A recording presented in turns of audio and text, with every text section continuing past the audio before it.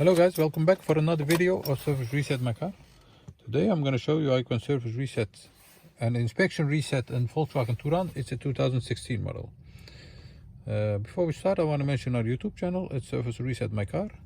We'd appreciate it if you subscribe to our channel. Give us more support by liking our videos.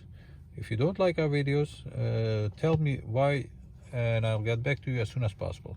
You can use the comment area for questions and any comments, and I'll get back to you as soon as possible. Okay, it's a 2016 Touran, and there are two services for this car on the menu: the service indicator and the inspection indicator, and I'm going to show you how you can reset them both. We're going to start with the service indicator. It's important to use this button over here and the ignition.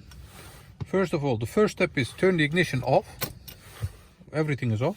Then we're gonna use this button over here. Press this button and keep pressing that. Press this button. Turn the ignition to the second position. Then wait for it.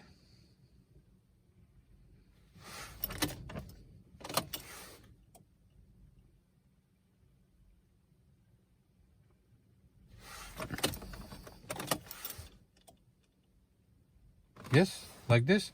Let go, press it again. That was the service indicator. The inspection indicator is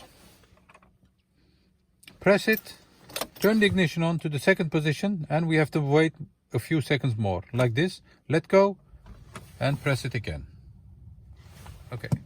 Once again, the service indicator is press it, turn the ignition to the second position, let go, press it.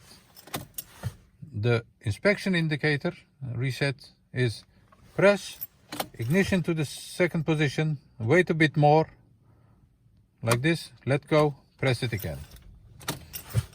That's all. I hope it helped you. Give us a thumbs up if you liked it, and hope to see you next time with another.